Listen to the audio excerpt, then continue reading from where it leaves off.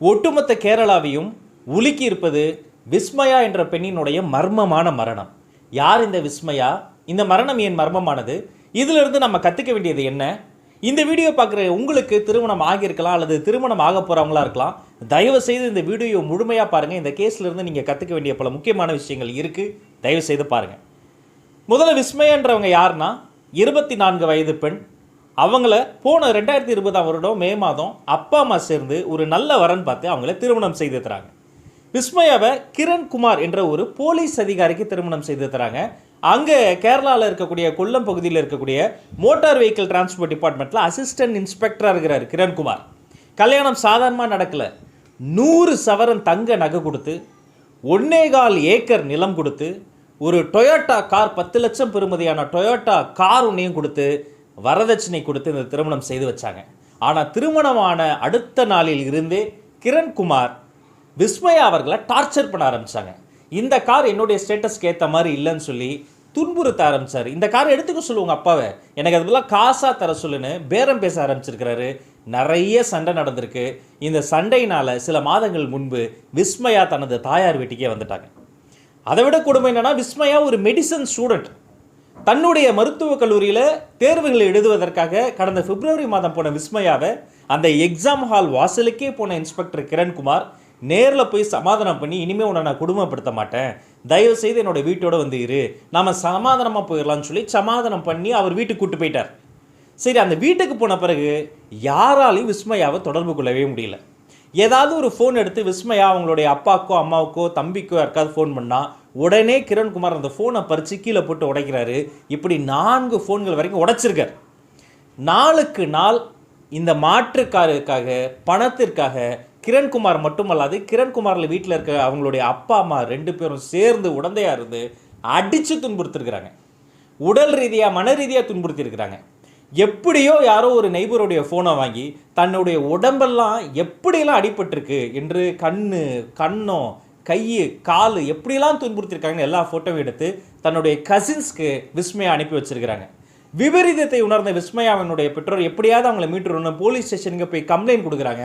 ஆனால் சம்மந்தப்பட்ட கிரண்குமாரே ஒரு போலீஸுங்கிறதால அது ஒரு வழக்காக மாறவில்லை. அதற்கு பதிலாக ஒரு சமாதானம் பேசி அனுப்பி வச்சிருக்கிறாங்க. கடந்த வாரம் விஸ்மயா தன்னுடைய குளியல் அறையில் தூக்கில் தொங்கப்பட்ட நிலையில் சடலமாக மீட்கப்பட்டார். அப்போது கூட அவங்கள ஹாஸ்பிட்டல் கொண்டு போகிறோம், நீங்கள் உடனே ஹாஸ்பிட்டல் வாங்கன்னு கிரண்குமார் வீட்டிலேருந்து ஃபோன் வருது. விஸ்மயாவுடைய தந்தை ஓடோடி ஹாஸ்பிட்டலில் பார்க்குறாரு. Brought dead. அவங்க இங்கே கொண்டு வரும்போதே பிரேதமாக தான் கொண்டு வரப்பட்டாங்க. இது ஒரு தற்கொலை வழக்காக பதிவு செய்யப்படுகிறது. ஆனால் சோஷியல் மீடியாவுடைய ஒரே ஒரு பவர் இந்த கேஸை வெளிப்பட்டிருக்கு. விஸ்மயா தன்னுடைய கசின்ஸ் காமிச்ச மெசேஜஸ், ஃபோட்டோஸ் எல்லாத்துடைய ஸ்க்ரீன்ஷாட்ஸையும் எடுத்து அவங்க எல்லாரும் சோஷியல் மீடியாவில் போடுறாங்க. அது கேரளா முழுக்க வைரல் ஆகிறது. ஒரு இன்ஸ்பெக்டராக நீங்கள் அடிப்பீங்களா? ஒரு பொண்ணுனா என்ன உங்களுக்கு வியாபார பொருளா? 10 லட்ச ரூபா பெறுமதியான காரை கொடுத்துருக்கு, எனக்கு இந்த கார் வேணாம், எனக்கு காசாக கொடு அப்படின்னா என்ன பலசரக்கு கடையில் போய் நீங்கள் என்ன மளிகை பொருளாக வாங்கினீங்க? அது மட்டும் இல்லை, இது தற்கொலை செய்யக்கூடிய ஆள் இல்லை. என்னுடைய மகளை ஒரு மெடிசன் ஸ்டூடெண்ட், அவளை திட்டமிட்டு அடித்து கொன்று தூக்கில் தொங்க விட்டு அப்படி ஒரு ஜோடிச்சிருக்கிறாங்க என்று ஒரு திடுக்கிடும் ஒரு புகாரை எழுப்பியிருக்கிறாங்க விஸ்மயாவுடைய பெற்றோர். இது கேரளாவினுடைய மனசாட்சியை மட்டுமல்ல, இந்தியாவினுடைய மனசாட்சியை உலுக்கியிருக்கிறது. என்றால் எல்லாருக்கும் தெரியும், வரதட்சணை கொடுக்குறாங்க, வரதட்சணை வாங்குறாங்க. ஒவ்வொரு அரேஞ்ச் மேரேஜுக்கு அப்புறமேட்டு இது மாதிரி ஒரு சண்டை வரத்தான் செய்கிறது, சமாதானம் செய்யத்தான் செய்கிறாங்க. பல இடங்களில் இது மாதிரி துன்பத்திற்கு கஷ்டத்திற்கு பெண்கள் ஆளாகிறாங்க. ஆனால் சில இடங்களில் இதை ஒரு போலி கேஸாக கொடுத்து பெண் வீட்டார் ஆண் வீட்டாரை மிரட்டுவதும் நடக்கிறது. ஆனால் அது எல்லாமே போலி கிடையாது. சம்பந்தப்பட்ட முக்கால்வாசி கேஸில் பாதிக்கப்பட்ட பெண்கள் வேறு வழி இல்லாது இன்றைக்கு மாறிடும், நாளைக்கு மாறிடும், குழந்தையும் பெற்று தன் கனவுகளை விற்று தன்னுடைய பெற்றோரையும் துன்பத்திற்காலாகி வாழ்நாள் துன்பமாக இது மாறிவிடுகிறது. இன்னைக்கு இந்த வழக்கு பெரிதான பிறகு கிரண்குமார் சஸ்பெண்ட் செய்யப்பட்டிருக்கிறார். அவர் மீது வழக்கு பதிவு செய்யப்பட்டிருக்கிறது. மர்மமான மரணம் குறித்து பலதரப்பட்ட விசாரணை முடக்கிவிடப்பட்டிருக்கிறது. கேரளாவினுடைய சுகாதாரத்துறை அமைச்சர் நேரில் சென்று விஸ்மயாவினுடைய பெற்றோரை பார்த்து ஆறுதல் சொல்லியிருக்கிறாங்க.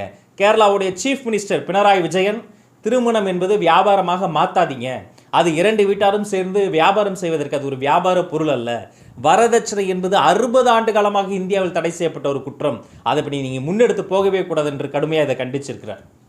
இதற்கு முன்பு இதே கேரளாவில் உத்ரா என்ற ஒரு பெண்ணை அவருடைய கணவர் எப்படிலாம் சித்திரவதை பண்ணார்னா, தூங்கும் போது விஷ பாம்பை கொண்டு வந்து அந்த பொண்ணுக்கிட்ட போட்டு பாம்பு கடிச்சு அவள் செத்துட்டான்னு ஒரு நாடகம் ஜோடிச்சு, ஆனால் திட்டமிட்டு அந்த பொண்ணை இப்படி பாம்பு கடிக்கு ஆளாகி அவளை கொன்னது போலீஸ் விசாரணை அம்பலமாக இப்போ கம்பி எண்ணிக்கிட்டு இருக்கிறார் அந்த கணவர்.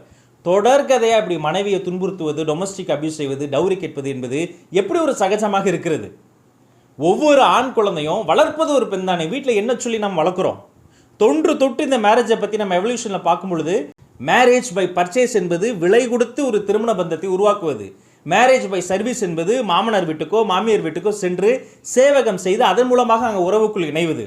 அதை இரண்டையும் விட மேரேஜ் வித் கன்சென்ட், அதாவது இரண்டு தரப்பு மணமகனும் மணமகளும் பூரண சம்மதத்தோடு ஒத்திசைந்து செய்யக்கூடிய திருமணத்தை தான் தமிழ் சங்க இலக்கியத்தில் நம்ம பெரிதாக கொண்டாடி இருக்கிறோம். இன்னும் சொல்லப்போனால் உடன்போக்கு, அதாவது அப்பா அம்மாவோ தலைவனோ தலைமையோ பெற்றோருக்கே தெரியாமல் அவங்களுக்கு பிடித்திருந்தால் ஊரை விட்டே சென்று திருமண வாழ்க்கையில் வாழ்ந்து அதன் பிறகு தாய் வீட்டுக்கோ தந்தை வீட்டுக்கோ வந்து வாழ்வதை உடன்போக்கு திருமணம் சொல்லுவாங்க. அதை கூட தமிழ் சங்க இலக்கியம் போற்றி புகழ்ந்து கொண்டாடி இருக்கிறது. ஆனால் அதையெல்லாம் தாண்டி கேரளாவை போலவே தமிழ்நாட்டிலும் வரதட்சணை கொடுமைகள் இன்னும் தொடர்கதையாக இருக்குது. இன்னும் பெரிய இடம் போக போக வக்கீல்கள், நீதிபதிகள், போலீஸ் அதிகாரிகள், அரசியல் தலைவர்கள் அவர்கள் வீட்டுக்குள்ளும் இது நடைபெறுகிறது வருகிறது. இப்போ இதில் என்ன தீர்வு அப்படின்னா, ஆனால் இதுக்கு எதிராக அரசு எந்திரத்தில் தொடர்ச்சியாக காவல்துறையிலேயே பல்வேறு எண்கள் இருக்குது. அது நம்ம யாருக்கும் தெரியாது.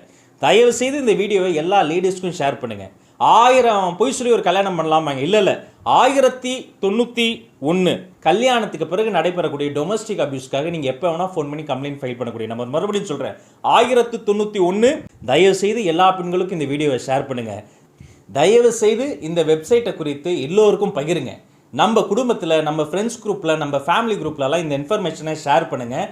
பெண்களை பாதுகாக்கத்தான் சட்டம் முன்னுரிமை தருகிறது. அதற்காக தான் அரசாங்கம் போராடுகிறது. நம்ம நாட்டுக்கு பேர் தாய்நாடு, மொழிக்கு பேர் தாய்மொழி. திரும்பிய திசையெல்லாம் ஓடும் நதிக்கெல்லாம் பெண்களின் பேர். ஒவ்வொரு வீட்லையும் பெண்களை தான் நம்ம பூஜிக்கிறோம். சொல்லப்போனால் தெய்வமே ஒரு பொண்ணு தான். ஒவ்வொரு பொண்ணுமே ஒரு தெய்வம் தான். நன்றி.